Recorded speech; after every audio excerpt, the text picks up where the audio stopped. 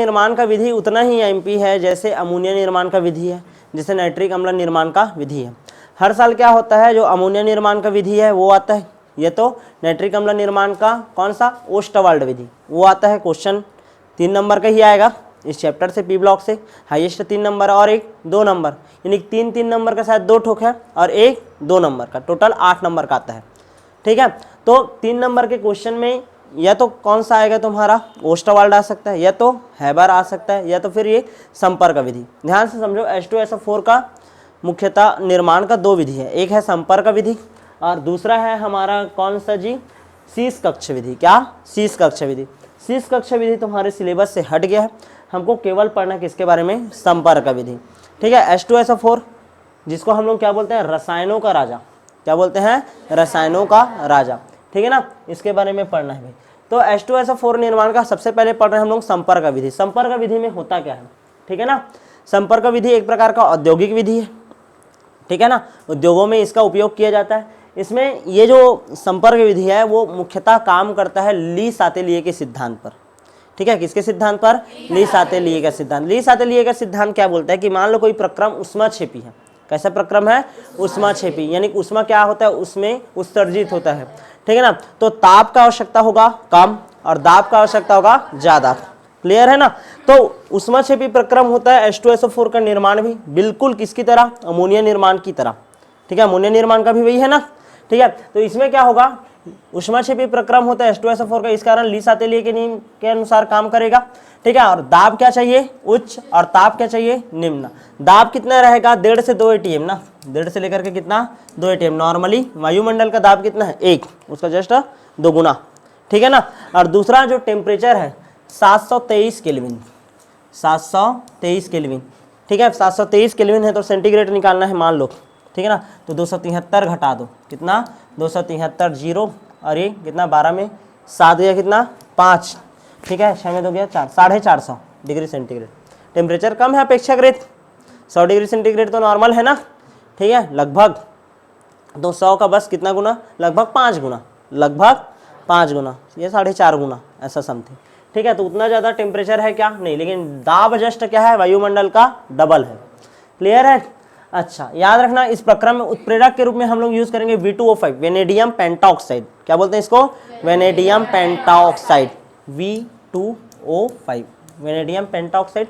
तो दूसरा होता है प्लेटिनीकृत एस्बेस्टास, एस्बेस्टास का सीट लगा रहता ना ऐसा वाला। ठीक है ना, तो एस्बेस्टास रहेगा और उसमें क्या कोटेड रहेगा, प्लेटिनम। क्या रहेगा, प्लेटिनम। ठीक है, या तो V2O5 का उपयोग करो तथा प्लेटिनीकृत एस्बेस्टास का उपयोग करो। क्लियर है। अब कैसे कैसे रासायनिक प्रक्रम होता है, देखो कभी भी पेपर आएगा ना, पेपर में 3 नंबर का है, ऐसे करके आएगा, सिद्धांत, ठीक है ना, नामांकित चित्र और रासायनिक समीकरण। सिद्धांत लिखना, इतना सारा क्या है उसका, फिर समीकरण है, और उसके बाद क्या बना देना ना, चित्र। या तो फिर ऐसा आ सकता है सिद्धांत, ठीक है, विधि मतलब पूरा उपकरण का वर्णन, और उसके बाद क्या रहेगा, चित्र, ऐसा भी आ सकता है। ये तो फिर ऐसा आ जाएगा सिद्धांत, रासायनिक सूत्र, 2 उपयोग। समझ रहे हो ना, ऐसा 3 पॉइंट में रहेगा वो, 1+1+1। तो हर एक पॉइंट को तुमको एकदम याद रखना है, हाँ ये 1 नंबर का है, ये 1 नंबर का है, समझ रहे हो ना, तो अच्छा खासा याद रखना है। अब देखो कैसे प्राप्त करते हैं हम लोग H2SO4। एक होता है पायराइट अयस्क, क्या होता है, पायराइट अयस्क। पायराइट अयस्क में रहता है आयरन प्लस सल्फर। उसको मान लो मैं क्या करूंगा, बर्नर में जलाऊंगा, FeH2 को मैं क्या करूंगा, बर्नर में जलाऊंगा, तो मेरे को Fe2O3 मिलेगा और साथ में मिलेगा SO2। क्या मिलेगा, SO2। मैं 2 प्रकार से SO2 प्राप्त करूंगा। सबसे पहला काम, ठीक है ना, बर्नर में मेरे को क्या प्राप्त करना है, सल्फर डाइऑक्साइड। तो मैं क्या करूंगा, डायरेक्ट सल्फर लूंगा, उसको ऑक्सीजन की उपस्थिति में जला दूंगा तो SO2 मिल सकता है। या तो दूसरा काम ये करूंगा कि मैं पायराइट अयस्क लूंगा और उसको क्या करूंगा, जलाऊंगा। तो पायराइट अयस्क को जलाऊंगा तो भी मेरे क्या मिलेगा, SO2। क्या मिलेगा, SO2। तो तुम लोग दोनों में से कोई भी कोई रासायनिक समीकरण को लिखो। यदि ऐसा आ गया पायराइट अयस्क से किस प्रकार H2SO4 ज्ञात करते हैं, ज्ञात यानी कि प्राप्त करते हैं, तो पायराइट अयस्क लेना FeSO2 और उसको अभिक्रिया कराना किससे, 11O2 से। किससे, 11O2 से। 2Fe2O3, देखो 4FeH2 प्लस क्या है, 11O2। ठीक है, तो क्या बन जाएगा, 2Fe2O3। देखो तो 2 दूनी 4, क्लियर है, और यहाँ पास 3 दूनी 6, यहाँ पास टोटल कितना है, 22। 22 में से कितना निकल गया है 6, 22 में से 6 निकल गया, कितना है मतलब 16, कितना है 16, तो 8 दूनी 16, तो SO2, ये 8 SO2 कर सकता हूँ क्या, 8 दूनी 16। सल्फर देखो तो 2 है ना, ये H2 है ना, यदि 4 दूनी 8, तो कितना SO2 निकल गया 8 SO2। क्लियर है कि नहीं। ये तो ऐसे तरीके से प्राप्त करो SO2, या तो फिर डायरेक्ट सल्फर के लेना है, ऑक्सीजन के साथ अभिक्रिया कराना है, गर्म करना है। दाब कितना रखना है बोला हूँ मैं, कितना केल्विन है बताया था मैं, 723 केल्विन, कितना 723 केल्विन, और दाब कितना रखना है 1.5 से 2 ATM। क्लियर है ना। ऐसा स्थिति में भी क्या प्राप्त कर सकते हैं SO2। पहला चरण कंप्लीट है, SO2 ले लिया। अच्छा, उसके बाद दूसरा काम क्या करना है हमको, संपर्क कक्ष या उत्प्रेरक कक्ष में, ठीक है ना, उत्प्रेरक की उपस्थिति में, किसकी उपस्थिति में, उत्प्रेरक, और उत्प्रेरक के रूप में क्या है V2O5, उसकी उपस्थिति में क्या करना है, ये जो बना हुआ SO2 था उसका अभिक्रिया करवाना है नवजात ऑक्सीजन के साथ, किसके साथ, ऑक्सीजन के साथ क्रिया करेगा, किसकी उपस्थिति में V2O5, तो क्या बन जाएगा SO3, क्या बन जाएगा SO3। यहाँ तक समझ आ रहा है कि नहीं, क्या SO3। अब एक रहता है अवशोषक स्तंभ, इस अवशोषक स्तंभ में देखो, पैसा कमाना है तो थोड़ा पैसा लगाना पड़ेगा, समझ रहे हो कि नहीं, पैसा कमाना है यदि तुमको तो पैसा क्या करना पड़ेगा, लगाना पड़ेगा। तो ऐसा समझो कि H2SO4 बनाना है, तो पहले से थोड़ा सा क्या लेते हैं हम लोग H2SO4, और उस H2SO4 को हम लोग डालेंगे किसके ऊपर, SO3 के ऊपर, किसके ऊपर, SO3 के ऊपर। ये जो बना हुआ SO3 है उसके ऊपर किसको डाल दिए H2SO4, दोनों को जोड़ोगे तो क्या बनेगा H2 H2O7, ये देखा S और 1 2 हो गए, 3 और 4 7, H2H2O7, ओलियम बोलते हैं इसी को, बोला था मैं, क्या बोलते हैं इसको, ओलियम। अब ये जो ओलियम है इसके ऊपर पानी डालोगे, क्या डालोगे, पानी। क्लियर है, क्या डाल देंगे, पानी। ओलियम का याद करो, मैं तुम लोगों को डायग्राम भी बताया था मैं, याद करो, ठीक है, S है, ये S है, ये डबल बॉन्ड O, ये डबल बॉन्ड O, याद आ रहा है, ये फिर ये OH, इधर OH, ठीक है। देखो ऑक्सीजन कितना है टोटल 7, कितना यूज हो गया है 4 ना, कितना ऑक्सीजन बचा है अभी भी 3, ठीक है। ऐसे करके समझ आ रहा है कि नहीं, यहाँ तक क्लियर है। देखो तो कहीं पास दिक्कत थोड़ी है, नहीं है, नहीं है। H2 है, हाँ H2 है, हाँ ऑक्सीजन 7, 1 2 3 4 5 6 7, क्लियर है, ऐसा है, यहाँ तक क्लियर है ना, ठीक है। अब ध्यान से समझना H2H2O7, ठीक है। देखो अब ये जो ओलियम है इसका भी क्रिया कराओगे तुम लोग फिर से किसके साथ, H2O के साथ, पानी डालोगे इसके ऊपर, क्या डालोगे, पानी। तो जैसे ही पानी डालेंगे H2O डालेंगे तो ध्यान दो H2 यानी 2 ठोक और H ऐड हो गया तो H4 हो गया, यानी 2 H2 लिख सकता हूँ उसको 4 ठोक को। अच्छा उसके बाद S कितना है अभी 2, तो 2 का 2 है, देख हो गया। ऑक्सीजन देखो 7 और यहाँ पास क्या करके 8, कितना 8, तो ये कितना लिखूंगा 4, कितना बन गया 2H2SO4, समझ आया 2H2SO4। क्लियर कट है कि नहीं, ठीक है, किसी कोई दिक्कत नहीं ना। तो इस तरीके से आपका बनता है क्या, सल्फ्यूरिक अम्ल। क्लियर है, क्या क्या हुआ, रासायनिक सूत्र एक बार फिर से देखो। सबसे पहले क्या लिए 4FeH2 + 11O2, अभिक्रिया करा दिया, ठीक है, कितना 2 ATM और 723 केल्विन, ठीक है ना। क्या हो जाएगा 8 SO2 बनेगा, ये मेरे को मेन है ना, प्लस 2Fe2O3, कहानी खत्म। ये क्या बन गया SO2। या तो फिर ऐसा कर सकता हूँ कि मैं SO सल्फर का अभिक्रिया ऑक्सीजन के साथ, क्या मिल सकता है मेरे को SO2। सबसे पहला रिएक्शन ये होगा, दूसरा रिएक्शन ये होगा SO2 है ऑक्सीजन के साथ क्रिया होगा, ठीक है, किसकी उपस्थिति में V2O5, क्या बन जाएगा SO3। अब ये जो SO3 है वही बोला पैसा कमाने के लिए पैसा लगाना पड़ेगा, तो H2SO4 डालोगे, H2SO4 प्राप्त करना फिर से H2SO4 डालोगे, उसके बाद क्या हो जाएगा, क्या हो जाएगा H2H2O7, ये हो जाएगा। फिर ये जो H2H2O7 है उसमें क्या डाल दोगे, पानी, क्या डाल देना है, पानी, बोले तो मम डाल देना है, ठीक है, मम डाल दोगे तो 2H2SO4 हो गया, 2 अणु प्राप्त हो गया तुमको किसका, H2SO4 का। किसी कोई दिक्कत है क्या, नहीं ना, यहाँ तक क्लियर है। और इसका जो सांद्रता रहता है वो कितना रहता है 100%, क्लियर है ना। यहाँ पास ये जो H2SO4 डाल रहे थे वो कौन सा परसेंट है, 97% का, और यहाँ पास जो तुमको प्राप्त होगा एकदम 100% सांद्र रहेगा। क्लियर है, एकदम प्योर शुद्ध मिलेगा। यहाँ तक क्लियर है। अब कैसे कैसे होता है ये उपकरण वगैरह देखे, ठीक है। देखो ये उपकरण को एक बार देखो, ये बर्नर है, ध्यान से समझो, ये बर्नर है जिसमें क्या डालेंगे, पायराइट अयस्क डालेंगे या तो सल्फर को डालेंगे। उसके बाद यहाँ पास क्या है, धूल अवक्षेपक, जितना भी उसमें धूल रहेगा अयस्क वगैरह उस सबको हटाएगा। उसके बाद चूंकि ऊष्मक्षेपी प्रक्रम है, यहाँ दाब और ताप के साथ डाले हो ना, एंट्री करा है, तो ये क्या करेगा, गर्म होते रहता है ये, तो उसको क्या करेगा, ठंडा करेगा। क्या, शीतलक पाइप। कौन ठंडा करेगा, शीतलक पाइप। फिर आगे बढ़ेगा, स्क्रबर है, स्क्रबर हल्का से इसको और ठंडा भी करेगा स्क्रबर, और क्या करेगा, धूल को क्या करेगा, फिर से दूर, जितना भी अशुद्धि रहेगा उसको फिर से क्या करेगा, दूर। उसके बाद फिर आगे बढ़ेगा, फिर शुद्धिकारक स्तंभ में आएगा, यानी कि देखो लगातार शुद्ध ही कर रहे हैं ना ये अभी। क्लियर है, शुद्धिकारक स्तंभ में क्या करेगा, H2SO4 को डालेंगे। यदि उसमें थोड़ा बहुत SO2 रहेगा एक्स्ट्रा वाला, ठीक है, या SO2 सॉरी, यहाँ पास स्क्रबर से गुजारे हो ना तुम लोग ठंडा के, या थोड़ा बहुत उसमें जल वाष्प वगैरह भी है, ठीक है ना, तो उन सबको क्या करेगा, वो सुखाएगा। क्या करेगा, सुखाएगा। उसके बाद आर्सेनिक शोधक में डालोगे, जो SO2 रहता है उसमें आर्सेनिक की अशुद्धि होना नहीं चाहिए। आर्सेनिक जैसे अशुद्धि को दूर करने के लिए हम लोग आर्सेनिक शोधक से गुजारेंगे, जहाँ FeOH2 रहेगा, वो आर्सेनिक को क्या कर लेगा, सोख लेगा। उसके बाद परीक्षण बॉक्स में फिर देखोगे, एक बार चेक करोगे कोई भी प्रकार का अशुद्धि है तो नहीं।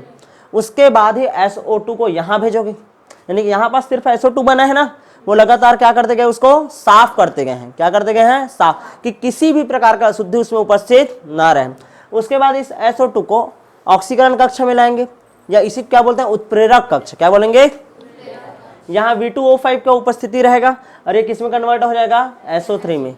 क्लियर है। अब ये जो SO3 रहेगा, ठीक है ना, वो SO3 कहाँ जाएगा, यहाँ पास अवशोषक स्तंभ में, और SO3 जो रहेगा, ध्यान से समझना, इसमें क्या डालेंगे, यहाँ पास से H2SO4। क्या डालेंगे, और जैसे ही H2SO4 डालेंगे तो किस में कन्वर्ट हो जाएगा, H2S2O7।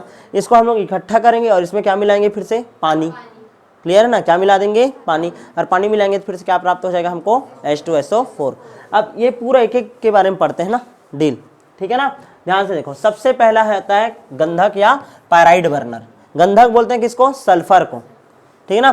तो उसमें क्या होता है, इन भट्टियों में सल्फर या आयरन पायराइड को ऑक्सीजन की उपस्थिति में जलाकर क्या बनाते हैं, सल्फर डाइऑक्साइड, जो सबसे पहला वाला रिएक्शन है, ठीक है ना। 4FeH2 + 11O2 2Fe2O3 + 8SO2, ये वाला इसी में लिखोगे, जला लिए। उसके बाद देखो शुद्धिकारक इकाई है, यानी शुद्ध करना है। अब SO2 जो मिल गया है ना मेरे को, उसको क्या करना है, शुद्ध करना है। तो देखो इस कक्षा में जल वाष्प की सहायता से धूल के कणों को हटाया जाता है और गैस धूल रहित हो जाता है। जैसे ही यहाँ जलाएं, यहाँ पास जैसे ही जलाएं, SO2 जो बना हुआ है उसको जला करके यहाँ भेजे धूल अवक्षेपक में। धूल को कैसे कम कर सकते हो, यहाँ से क्या डालेंगे हम लोग, पानी। क्या डालेंगे, पानी, SO2 गैस में। तो पानी जो करेगा धूल को नीचे बैठा देगा और गैस कहाँ बढ़ जाएगा, आगे। क्लियर है ना। चूंकि यहाँ पास ऊष्मक्षेपी प्रक्रम है पूरा, यानी ऊष्मा उत्पन्न हुआ रहा होगा, तो उसको ठंडा करने के लिए हम लोग आगे भेजेंगे किसमें से, शीतलक पाइप, ठीक है ना। शीतलक पाइप के बारे में देखते हैं, क्या होता है शीतलक पाइप। इसमें गुजारने पर गैस क्या हो जाता है, ठंडा।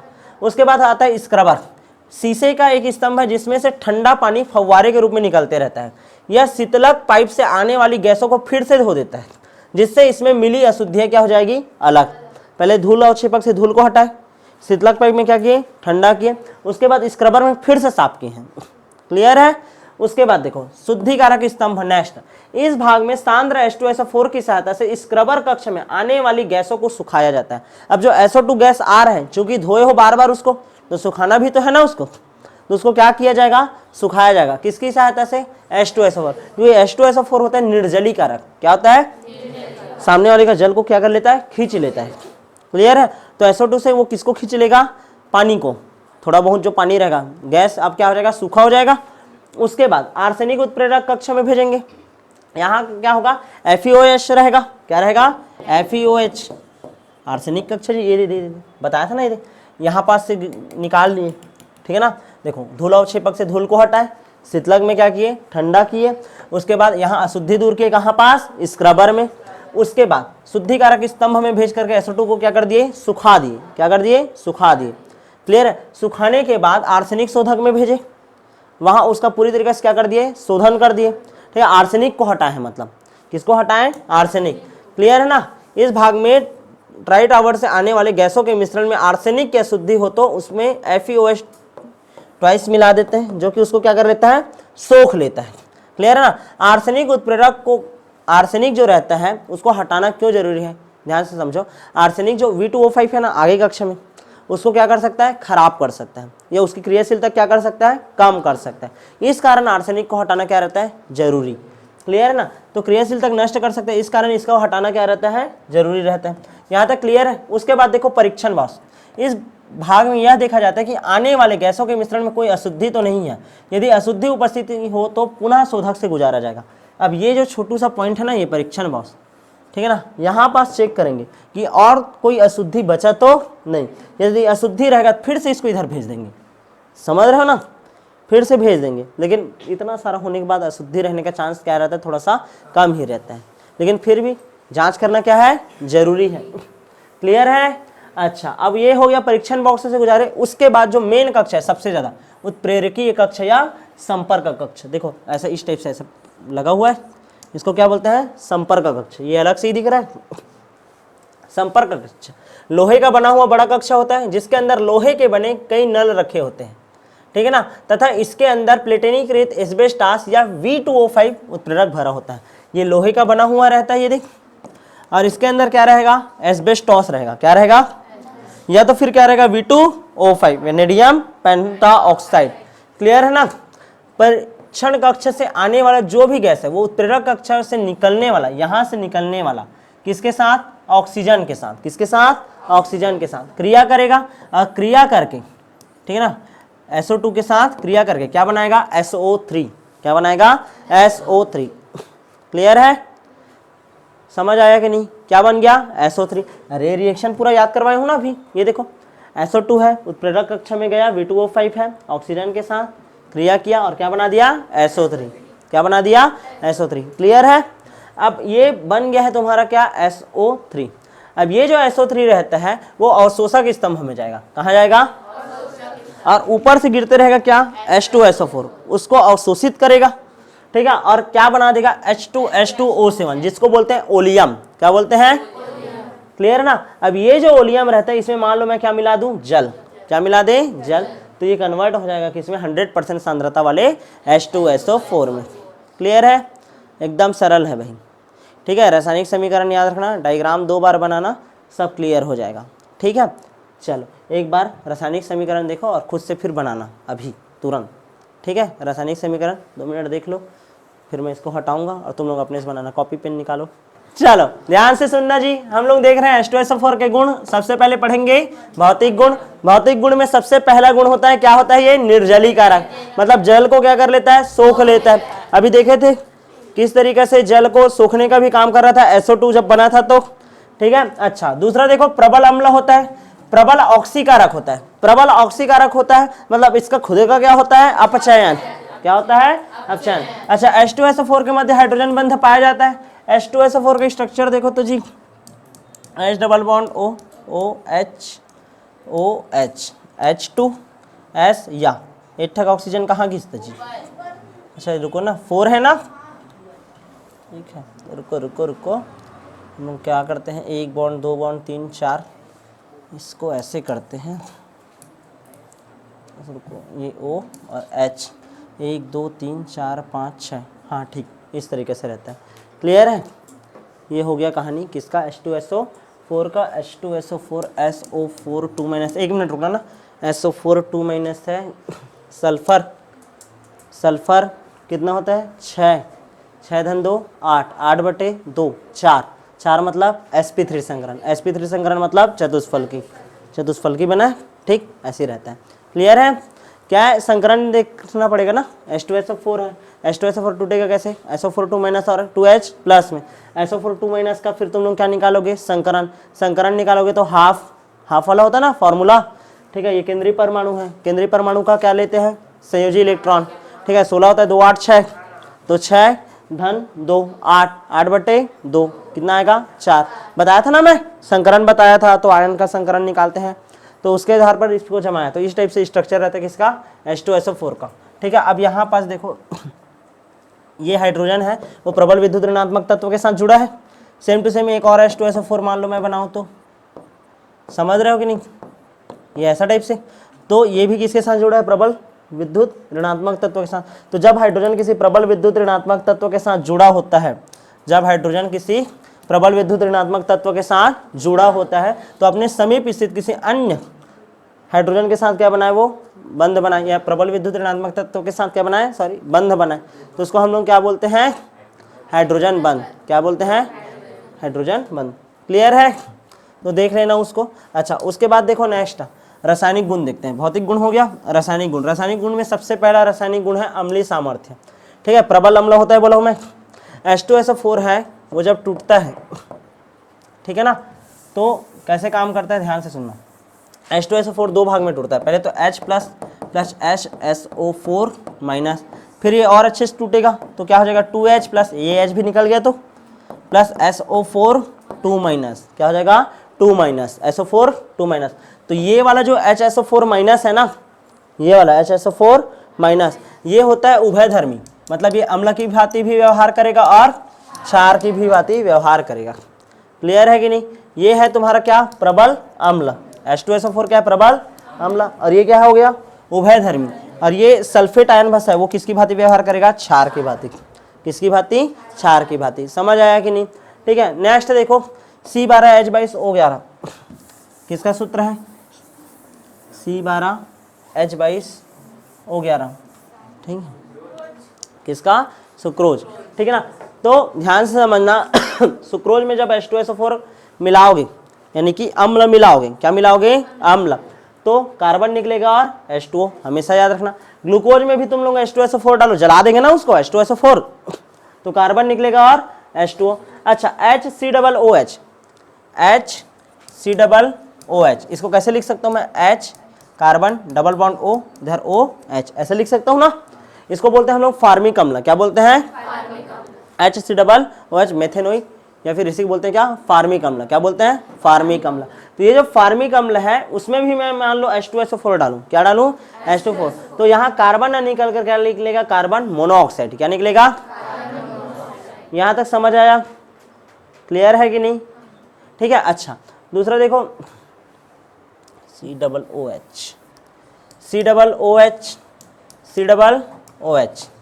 ये है तुम्हारा क्या, ऑक्जेलिक अम्ल। क्या होता है, ऑक्जेलिक अम्ल। इसको किस तरीके से लिख सकता हूँ COOH को, और देखो तो कार्बन डबल बॉन्ड ऑक्सीजन, ये O और ये H, कार्बन का संयोजकता 4, अभी कितना है 3, तो एक और ये ऐसे C डबल बॉन्ड O और ये OH, तो यही 6 ना, मैं बस इसको थोड़े से चौड़े से लिखा हूँ फैला करके।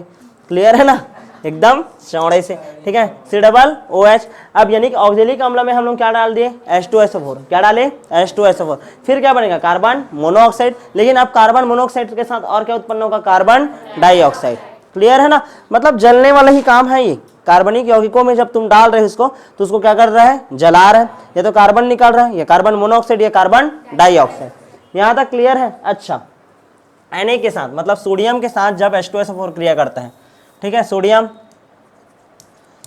प्लस H2SO4, ठीक है ना। अब यहाँ पर देखो 2H प्लस को प्रतिस्थापित कर सकता है, तो Na भी कितना लूंगा मैं, 2, क्या बना देगा Na2SO4, और यहाँ पर से क्या अलग हो जाएगा, H2, तो क्या बन गया, सोडियम सल्फेट। क्या बन गया, क्लियर है कि नहीं।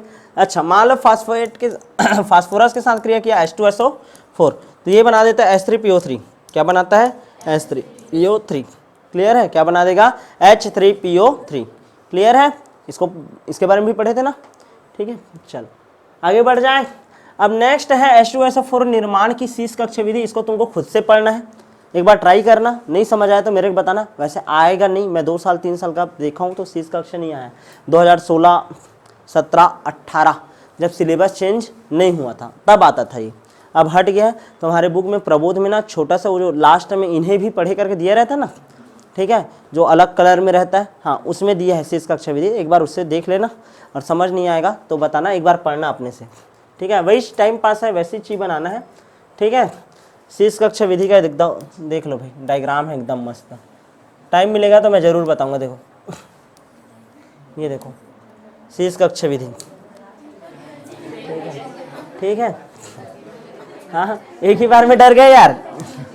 अरे काहे डरते हो, हम हैं तो क्या गम है।